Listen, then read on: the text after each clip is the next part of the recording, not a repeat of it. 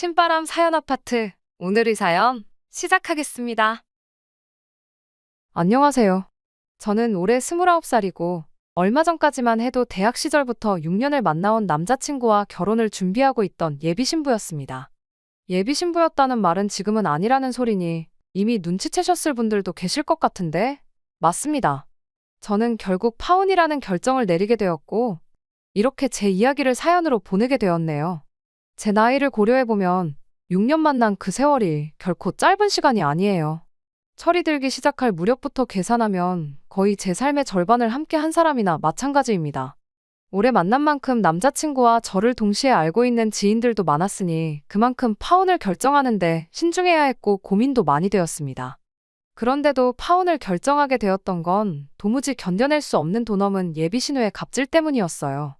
예비 신랑이었던 남자친구는 대학교 들어가고 얼마 되지 않았던 신입생 시절에 학교 선배의 소개로 처음 알게 되었어요.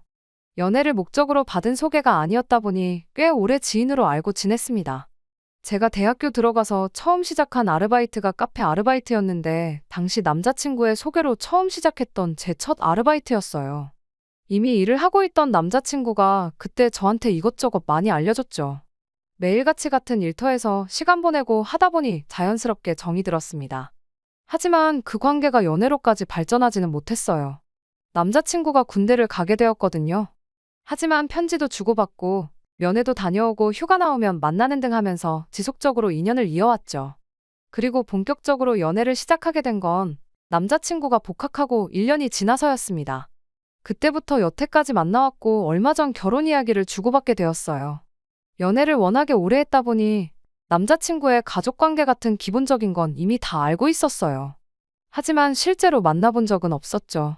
위로 나이차가 조금 있는 누나가 있는 것도 알고 있었지만 실제로 만나볼 때까진 정말 결혼이 둘만 좋아서 하는 게 아니라는 걸 뼈저리게 깨닫게 되었습니다. 취직하기 전까지 저는 계속 카페에서 아르바이트를 했었어요. 처음 아르바이트를 시작한 건 대형 프랜차이즈였는데 계속 일하다 보니 다른 데는 어떻게 운영하나 궁금해져서 이곳저곳 돌아다니면서 일을 했습니다. 그렇게 자연스럽게 카페 일에 흥미를 갖게 되었고 이 바닥이 어떻게 돌아가는지도 대충 알게 되었죠.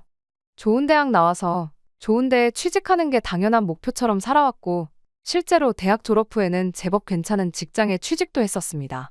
하지만 제 월급은 아르바이트를 할 때보다 몇 배가 늘었는데 회사 일이 저랑 잘 안 맞았던 건지 도무지 행복하지가 않더라고요. 친구들은 배부른 소리를 하고 있다며 저한테 뭐라고 한마디들 했지만요. 하지만 시간이 갈수록 아무리 생각해봐도 이 길은 내가 갈 길이 아니라는 생각이 들었습니다. 그때부터 제 카페를 운영해야겠다는 꿈을 키워나갔어요. 부모님 돈으로 편하게 공부해서 대학까지 졸업했으니 더는 부모님께 신세 지는 건 말도 안 된다고 생각했고 그때부터 미친 듯이 월급을 모으기 시작했습니다. 다행히도 벌이가 꽤나 괜찮았던 회사를 다녔었고 현장직의 감을 잃지 않기 위해서 퇴근 후에는 밤 12시까지 집 근처 대형 프랜차이즈 카페에서 일도 했다 보니 사실상 투잡이나 마찬가지였기에 돈을 모으는 건 수월했어요. 몸은 피곤하긴 했지만 제 꿈을 생각하니 힘든 것도 모르고 일을 했네요. 그리고 결국 얼마 전 제 카페를 열 수 있게 되었습니다. 사실 부모님 도움을 조금 받기는 받았어요. 비싼 돈 들여서 좋은 대학 보내놓고 좋은 회사 취직시켜놨더니 장사한다고 회사 그만두겠다는 저를 처음에는 이해 못하셨는데 요 근래 제가 투잡까지 뛰어가며 목표를 위해 열심히 하는 걸 보고서는 제 진심을 인정해주시고 도와주셨습니다. 도와주셨다는 게 그냥 큰 돈을 저한테 주셨다는 건 아니에요. 원래도 저희 부모님이 장사를 하셨던 분들이라 계산 하나만큼은 칼 같으신 분들이거든요. 카페 월 수입에서 제가 매달 일정 비율로 부모님께 원금을 갚는 식으로 자금을 대주셨던 겁니다. 대신 이자는 받지 않기로 했고요. 저도 그 편이 훨씬 부담이 덜하니 좋았습니다. 잠도 줄여가며 투잡 뛰고 아주 난리도 아니었었는데 카페를 차리니 열자마자 장사는 좀 안 될지라도 마음의 여유가 생기더라고요. 그리고 그때쯤에서 남자친구도 저에게 청혼을 해왔습니다. 신입생 때부터 알았고 대학교 때부터 6년을 만나왔으니 거의 10년 인연이었죠. 그렇다 보니 저희 주변 사람들도 당연히 둘이 결혼을 할 거라고 생각하고 있었어요. 저 또한 6년 연애하면서 속 한 번 썩인 적 없던 남자친구에게 확고한 믿음이 있었기에 조건, 이런 건 따져보지도 않고 남자친구의 청혼에 알겠다 했고요. 각자 집에 서로를 소개시키고 얼마 지나지 않아서 양가 상견례가 있었습니다. 상견례 중 저희 어머니께서 먼저 말씀을 꺼내셨죠. 형식적인 예물 예단은 건너뛰고 차라리 그 돈으로 애들 뭐 필요한 거나 하나 더 해주는 게 어떠시겠냐고요. 예비 시부모님도 그 말에 동의하는 분위기였어요. 그러는 김에 식장에서 축의금 들어오는 것도 그렇게 큰 돈이 아니니 애들 새 출발하는데 보태자고도 하셨죠. 허례허식을 생략한 결혼을 하자고 했고 집과 혼수는 절반씩 하기로 이야기도 끝났습니다. 전반적으로 상견례 분위기는 의견이 어긋나는 거 하나 없이 정말 좋았었죠.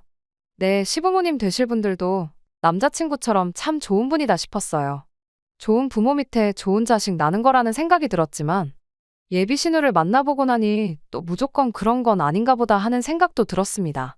정말 같은 한 가족이 맞나 싶을 정도로 너무나도 색깔이 다른 사람이었거든요.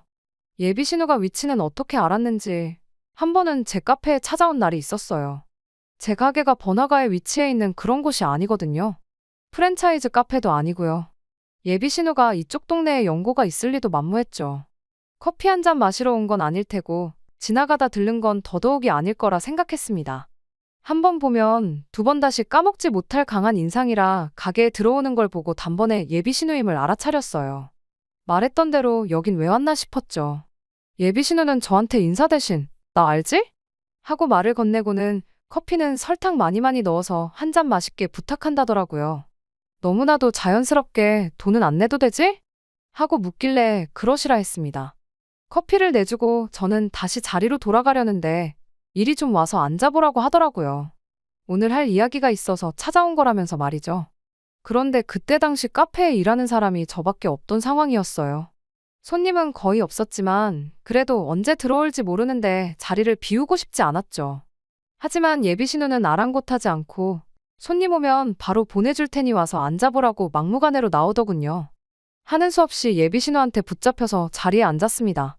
그래도 시원시원하게 쓸모없는 말 한마디 하지 않고 단도직입적으로 본론부터 이야기를 하더라고요.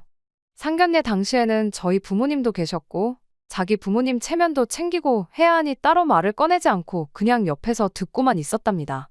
그런데 아무리 생각해도 이건 짚고 넘어가는 게 맞는 거라는 생각이 들어서 이렇게 제 일터까지 찾아온 거라고요.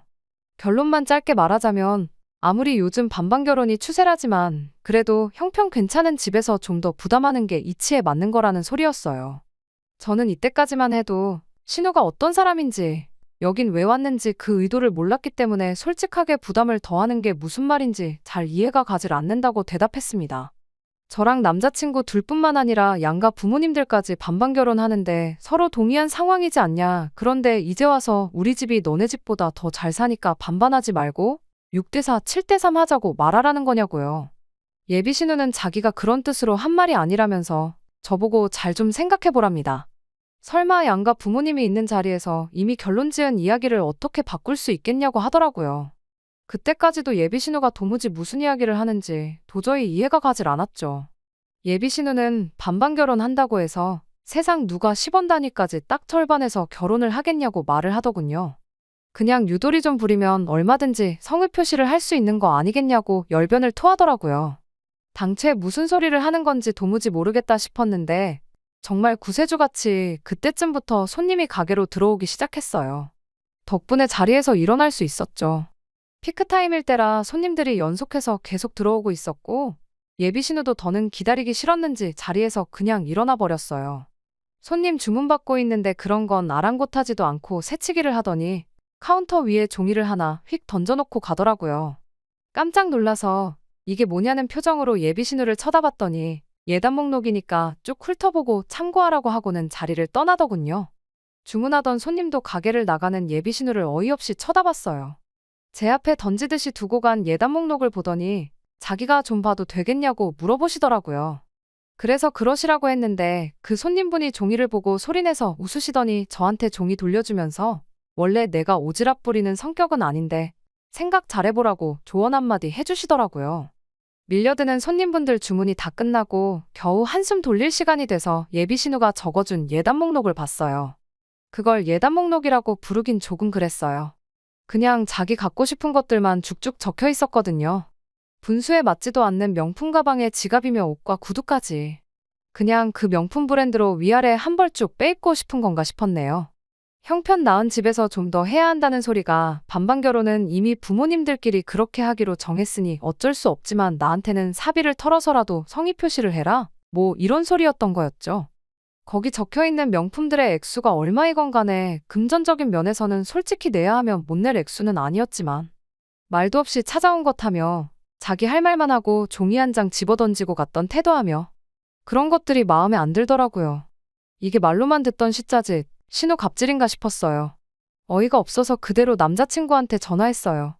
오빠네 누나가 내 가게까지 찾아와서 예단 목록이랍시고 자기 갖고 싶은 거 적어서 던져놓고 갔는데 이거 오빠네 집에서도 다 알고 있는 이야기냐고요. 남자친구가 제 말을 듣기가 무섭게 우리 누나가 거길 왔다 갔냐며 미안하다고 하더라고요.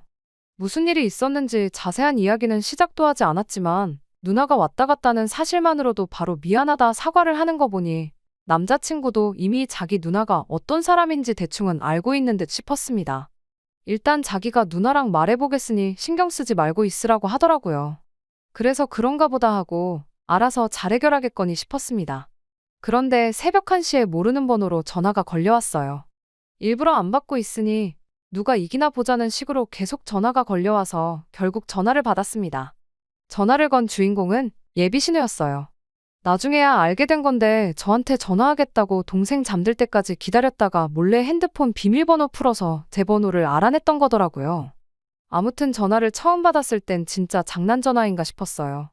제가 잠결이기도 했고 전화 받자마자 다짜고짜야 너 하면서 뭐라 알아듣지 못할 소리를 혼자 짓거리고 있었거든요. 그걸 왜 동생한테 그걸 다 말을 했냐고 내가 직접 찾아가서 좋게 좋게 말해주니까 너 내가 아주 만만해 보이냐 어쩌냐 뭐라고 따지는데 그때서야 전화한 사람이 예비신우였다는 걸 알았네요. 남자친구한테 전화했었을 때 이미 남자친구 반응 보고 이 예비신우라는 사람이 제정신은 아니라는 걸 대충 짐작하고 있던 상황이었다 보니 괜히 일 크게 만들기도 싫고 또 한참 자던 중에 깨서 받은 전화라 너무 피곤하기도 해서 더 분위기 험해지기 전에 먼저 져주는 척 나갔습니다. 생각해보니까 상견례 때 저희 집에서 예물 예단하지 말자고 했고 어머님 아버님도 알겠다 하고 축의금도 애들 주자는 식으로 이야기하지 않았었냐고. 그런데 생각도 못한 예단 이야기가 나와서 남자친구한테 확인차 물어본 거라고 대답했어요. 그랬더니 저보고 말 잘했다고 부모님들끼리만 이야기한 것부터가 문제라고 하더라고요. 그러더니 자기 동생이 그러니까 제 남자친구가 자기랑 나이 차가 많이 나다 보니 부모님 일터에 나가시면 자기가 깐난쟁이 남자친구를 업어 키웠다는 이야기를 하면서 자기한테도 키워준 공이 있다고 하는 거예요. 남자친구한테 있어선 자기가 두 번째 엄마나 마찬가지니 예단 예물에 관해서는 자기랑도 상의를 했어야 하는 거라고 하는 겁니다. 정말 얼토당토 않은 억지에 저도 웬만하면 좋게 좋게 말해 일찍 전화 끊어버리고 푹 쉬려고 했었는데 듣다 보니 도무지 그냥 넘어갈 수가 없겠더라고요. 어떻게 저렇게 아무렇지도 않게 자기 입으로 뻔뻔하게 동생 몇 번 돌봐준 거 가지고 엄마나 마찬가지라느니 그런 말을 떠들 수 있나 싶었죠. 예비신우가 남자친구랑 나이 차이가 많이 나긴 하는데 그래봐야 고작 6살 차이예요. 예비시 부모님이 아무리 일 때문에 바쁘셨어도 그렇지 갓난쟁이 아들을 6살밖에 안 된 딸한테 맡겨놓고 일터에 나가시진 않았을 거 아니에요? 뭐 진실 여부는 사실 궁금하지도 않고 중요한 것도 아니니 그냥 넘어갔어요. 대신 예비신우한테 원하는 대로 해주겠다 했죠. 무슨 말하는지 잘 알겠다고 적어준 예단 리스트에 적힌 대로 해달라는 대로 제가 다 해주겠다고 했어요. 혹시 덜 적은 게 있다면 지금 말해달라고 했죠. 예비신우는 이게 웬 떡이냐 하는 반응이었습니다. 애써 머릿속에 브랜드가 뭔지 제품명이 뭔지도 잘 기억 안 나는 걸 짜내서 말해주더라고요. 마지막에 가서는 이름을 기억해내는 것도 귀찮았는지 현금 예단으로 1,000만 원 정도 준비하면 좋겠다는 말까지 하더라고요. 그럼 이것들 준비하면 되겠냐 했더니 예비신우가 만족스러운 말투로 그렇다고 대답하고는 잘 자라 말하고 전화를 끊으려고 하더라고요. 전화를 끊기는 왜 끊으시냐고 아직 다 안 끝났다고 제가 예비신우를 멈춰 세웠죠. 예비신우가 뭐가 더 남았냐고 묻길래 원하는 대로 예단 준비하기로 했으니 이젠 제가 받고 싶은 거 말할 차례 아니냐고 했어요. 원래 예단이랑 예물 똑같이 주거니 받거니 하는 거 모르시냐고요. 아직 결혼을 안 해봤으니까 모르실 수도 있는데 보통 그렇게들 한다고 예단 제가 준비하는 만큼 저도 언니한테 예물 받아야겠다고 말했죠. 두 번째 엄마나 마찬가지라고 그러니 예단을 받아야 마땅하다고 하지 않으셨냐. 그럼 제가 예물을 요구해도 별 문제될 게 없지 않느냐 하고 되물었더니 지 하고 싶은 말만 쏟아내던 예비 신우가 아무 말도 없더라고요. 한참을 아무 말도 없길래 혹시 밤이 너무 늦어서 잠드신 거냐고 한참 자고 있어야 할 시간에 전화 받은 제 잘못이라며 미안하다 사과하는 척만 하고 예비 신우 대답도 기다리지 않고 그냥 전화 끊어버렸네요. 결혼할 사람의 누나인 걸 떠나서 그렇게 한 방 먹이니까 속이 아주 후련하더라고요. 다음날 남자친구한테 전화가 왔는데 전날 저녁까지 난리법석을 떨던 누나가 벼랑간 오늘 아침에 예단은 안 받는 게 맞는 것 같다고 생각을 바꿨다는 연락을 받았어요. 누나가 한번 저렇게 고집부리면 피곤해지는데 생각을 빨리 고쳐먹어서 다행이라고 안심을 하더라고요. 아마 무슨 일이 있었는지는 쪽팔려서 동생한테 말을 못했는가 싶었어요. 이렇게 예비신우랑 문제도 해결되니 이제 정말 날짜만 잡고 식만 올리면 우리도 결혼을 하는구나 싶었습니다. 그 뒤로 예비신우한테 연락 오는 것도 없었고 이렇게 정리가 되는구나 싶었죠. 그렇게 하나둘 결혼 준비를 하던 중 얼마 전이었어요. 예비신우가 또 제 카페로 찾아온 거예요. 이번엔 제가 카페에 없을 때 찾아왔습니다. 제가 매주 금요일마다 정기적으로 수업을 듣고 있는 게 있었거든요. 그래서 그날만큼은 부득이하게 직원 2명한테 가게를 맡겨놓고 수업을 들으러 갔습니다.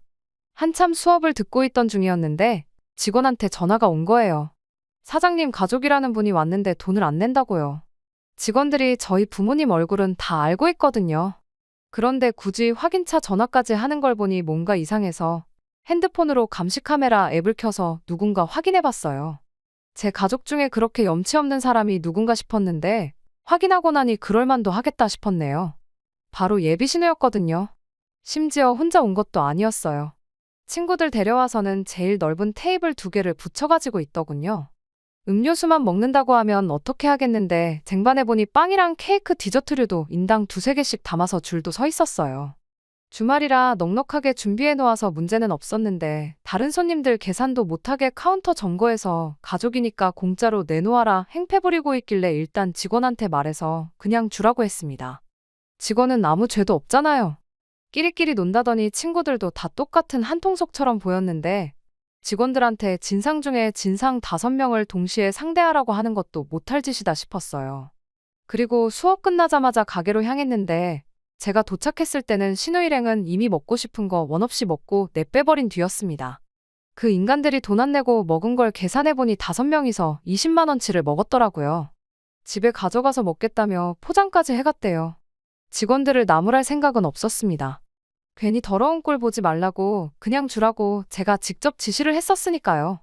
하지만 예비신우를 가만둘 생각은 없었어요. 제가 금요일마다 수업에 나가는 것도 제 측근 아니면 저희 직원들밖에 모르는 일인데 굳이 그때를 틈타서 가게에 왔다는 건 그동안 저 모르게 가게까지 찾아와 제 일거수 일투족을 감시했다는 거잖아요. 참 미쳐도 곱게 미쳐야지. 이게 곧 내 신우가 된다고 생각하니 소름이 돋더라고요. 근본적으로 멈추려면 결국 가족, 그러니까 남자친구의 도움이 필요하겠다 싶어서 곧바로 전화를 했어요. 남자친구는 지난번처럼 제 전화가 예비신우 관련돼서 걸려왔다는 걸 알자마자 앞뒤 상황은 듣지도 않고 연신 미안하다는 소리를 남발을 하기 시작했어요. 자기가 또 누나랑 이야기해 볼 테니 며칠만 기다려달라고 대답해왔고요. 문제는 그날 저녁이었어요. 예비신우한테서 다시 전화가 걸려왔습니다. 불행인지 다행인지 이제 예비신우가 제 전화번호를 알고 있다 보니 새벽에 전화 받을 일은 없었지만 자기가 해결하겠다더니 또 이렇게 전화를 받게 만드니 짜증이 나더라고요. 예비신우가 하는 말도 아주 가관이었습니다. 어차피 오늘 데려온 친구들이 니네 시골일 때 내가 데려갈 내 친구들이다 하면서 결혼식까지 와서 축하해줄 사람들인데 미리 커피랑 빵 몇 조각 대접했다 치면 되는 거 아니냐고. 그런데 그걸 또 그새를 못 참고 꼰지르냐며 조상 중에 친일파라도 있는 거 아니냐고 시비를 걸더라고요. 사소한 도발은 싸그리 다 무시해버렸고 필요 없으니 친구들도 데려오지 말라 했어요. 언니 친구들 없어도 내 결혼 축하해줄 사람 널리고 깔렸다고요. 그랬더니 있는 집 것들이 더하다더니 진짜 그렇다고 하면서 나랑 내 친구들이 축의금만 내고 밥값만 축 내고 갈까봐 아까워서 그러는 거 아니냐고 빈정거리더라고요. 저는 정말 아무 말도 안 했는데 저런 소리를 하는 걸 보니 제가 예단 안 해줬다고 친구들 끌고 와 제 가게 쳐들어가서 공짜로 이것저것 뜯어먹고 그걸로 모자라 제 결혼식에 그 친구들 다시 끌고 와서 축의금 안 내게 하고 밥만 처먹이고 보낼 계획이 있다는 사실을 자백하고 있구나 딱 알았죠. 그래서 언니하고 언니 친구들 우리 결혼식에 오면 신랑 쪽 하객인데 밥값 많이 나오는 게 나랑 무슨 상관이냐, 아무런 상관없다고. 그러니 10명이고 100명이고 데려올 테면 데려와 보라고 했네요. 아뿔싸 싶었는지 한참 또 아무 말도 없다가 머리로는 도무지 저를 이기지 못하겠다 싶었는지 마지막에 가선 어거지를 부리기 시작했어요. 집에 돈 좀 있다고 아주 눈에 뵈는 게 없냐면서. 네가 지금 신호알기를 우습게 아는데 어디 결혼만 해보라고 시집살이 한번 제대로 준비해서 신호 무서운 게 뭔지 알려주겠다고 으름장을 놓더라고요. 세상에 시집살이를 시키겠다고 결혼 전부터 협박을 하는 사람은 신우밖에 없을 거예요. 처음엔 예비 신우 한 방 먹이는 재미라도 있었는데 이젠 말싸움하기도 귀찮고 다 짜증이 났어요. 무엇보다 제일 화가 나는 건 되도 않는 갑질하는 예비 신우보다 남자친구 때문에 더 화가 났습니다. 매번 알아서 잘 해결해보겠다고 말만 그렇게 해놓고 결국 예비 신우랑 2차전, 3차전 하는 건 늘 제 몫이었잖아요. 그래서 며칠 고민하다가 남자친구한테 단단히 제 입장을 전했습니다. 신우가 너한테 얼마나 대단한 사람인지는 모르겠는데 중간에서 이렇게 똑바로 중재 못하고 나만 혼자 시달려야 하면 나는 이 결혼 절대 못한다고요. 파혼도 감수하겠다는 제 말에 남자친구도 얼굴이 파랗게 질려서 자기가 이번에야말로 제대로 이야기해 볼 테니 기다려달라고 말하더라고요. 하지만 왠지 기다려달라는 그 말에 더 이상 신뢰가 가지 않았네요. 그래도 그날 저녁에는 예비 신우한테서 전화가 걸려오지 않았습니다. 다음 날이 지나고 또 다음 날이 지나도 아무 전화가 걸려오지 않았죠. 말한 대로 잘하고 있는 건가 싶었는데 그 다음 날 오후에 가게에 출근했더니 예비 신우가 한쪽 자리에 앉아서 저를 기다리고 있더라고요. 표정은 무슨 못 먹을 걸 먹기라도 했는지 똥 씹은 표정을 하고는 말이죠. 할 이야기가 있어서 찾아온 것처럼 보여 직원한테 미안한데 몇 분만 가게 좀 더 봐달라 말하고 맞은편 자리에 앉았습니다. 미안하다고 억지 사과 받고 싶은 생각도 없었어요. 단지 자기가 뭘 잘못했는지 깨닫고 앞으로 잘 지내보자고 한마디만 했으면 저도 여태까지의 악연은 그냥 잊어주려고 했죠. 그런데 예비 신우는 정신을 못 차리고 저랑 마지막 거래를 하러 왔던 거예요. 예단 리스트에 적어놓은 명품 가방 그거 하나만 사주면 자기가 평생을 두고 너한테 시집살이 시키는 일은 없을 거라면서요. 이젠 저도 볼장 다 봤다 싶어서 한마디 했어요. 마음에서 우러나지도 않는데 자꾸 해달라고 해봐야 나는 언니한테 단돈 100원도 쓰고 싶은 생각 없으니 그만 포기하라고요. 그랬더니 자기가 동생 얼굴 봐서 한번 참고 결혼 허락해주러 왔더니 말하는 싸가지 좀 보라며 들고 일어서더군요. 그러더니 제 머리끄댕이를 붙잡았어요.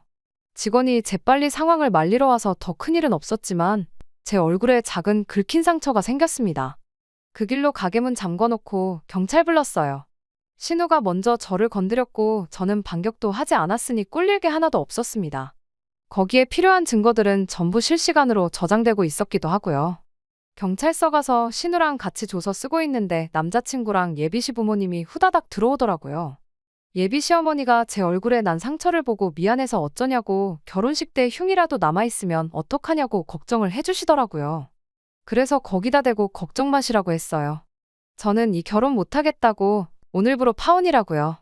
남자친구한테는 다음 주까지 예약해놓은 거 전부 취소할 테니 그렇게 할라 말하고 위약금이 필요할 수도 있으니 말하면 말하는 대로 늦지 않게 돈이나 보내달라고 말했습니다. 파혼이라는 말에 예비 시어머니는 뒷목부터 잡으셨고 남자친구는 제 말 끝나기가 무섭게 제 앞에 무릎을 꿇고 빌더라고요. 누나 일은 미안한데 결혼하면 나랑 사는 거지 누나랑 사는 거 아니지 않냐고. 제발 한 번만 봐달라고 비는데 뭔가 잘못 생각하고 있는 것 같다고. 오빠네 누나 일로 짜증이 난 건 맞지만 파혼을 결심하게 만든 건 오빠 때문이라고 정정해줬습니다. 언니가 처음 내 가게를 찾아온 것부터 오빠가 주소를 알려줬던 거 아니냐. 언니가 어떤 방법을 썼던 간에 내 전화번호 알아낸 것도 오빠 통해서지 않느냐고요. 솔직히 자고 있을 때 몰래 번호 훔쳐갔다는 것도 믿기지가 않는다고 했어요. 몇 번을 부탁해도 누나랑 이야기해보겠다고만 하지 해결한다고 말한 것 중에 말처럼 된 게 뭐가 있냐고 따졌죠. 결국 오빠는 누나 모시기는 그런 사람이라고요. 지금부터 이런데 결혼하면 얼마나 더 하겠냐고. 지금도 이렇게 꼴 보기 싫은데 그 꼴 더는 보고 싶지 않으니 지금 파혼하는 거라고 딱 잘라 말해줬죠. 그리고 제 얼굴에 난 상처를 가리키며 이건 그동안의 정을 봐서 합의해주겠다 했어요. 대신 합의금으로 땡땡땡땡 거 명품 가방 하나 사오라고 말했죠. 그거 안 사오면 합의는 없을 테니 신우 이름에 빨간 줄 한번 그어보자고 했네요. 눈치채신 분들도 계실 텐데 제가 합의금 대신 가져오라던 가방은 예비 신우가 예단 목록 첫 줄에 적어놓은 그 가방이었습니다. 어떻게는 내 돈으로 그 명품 가방 받아다가 들고 다니는 게 소원이었나 본데 이젠 자기 돈으로 자기가 갖고 싶어 하던 그 가방을 저한테 사주게 되었으니 얼마나 속이 쓰리겠어요? 예비 신우가 제발 봐달라고 자기가 차라리 반성문을 쓰겠다고 빌었는데 반성문이 뭐 밥 먹여주는 것도 아니고 지어내면 얼마든지 지어낼 수 있는 걸로 내 용서를 받을 생각 말라고 했습니다. 남자친구도 예비시 부모님도 더할 나위 없이 좋은 분들이셨어요. 솔직히 앞으로 제가 누구를 만난들 그 사람들보다 좋은 사람을 만날 수나 있을지 확신도 생기지 않을 만큼 말이죠. 하지만 아무리 생각해도 제 남은 인생에 예비 신우 같은 사람을 가족으로 두고 있을 자신이 없어서 결국에는 파혼을 하게 되었습니다. 세상이 어느 땐데 호칭 앞에 시자 들어간다고 해서 갑질을 해도 된다고 생각하나요? 저 말고도 혹시 아직 결혼을 하지 않으셨거나 결혼을 생각하고 계신 분들이 계시면 갑질하는 시댁을 만나지 않으셨으면 좋겠네요. 혹여나 만나게 되더라도 시자 들어가는 거 벼슬 아니니 겁내지 말고 하고 싶은 말 있으면 다 해버리라고 말씀드리고 싶네요. 끝까지 들어주셔서 감사합니다. 오늘의 사연은 여기까지입니다. 구독과 좋아요, 알람 설정 부탁드리고 더 좋은 사연으로 다시 찾아뵙겠습니다. 감사합니다.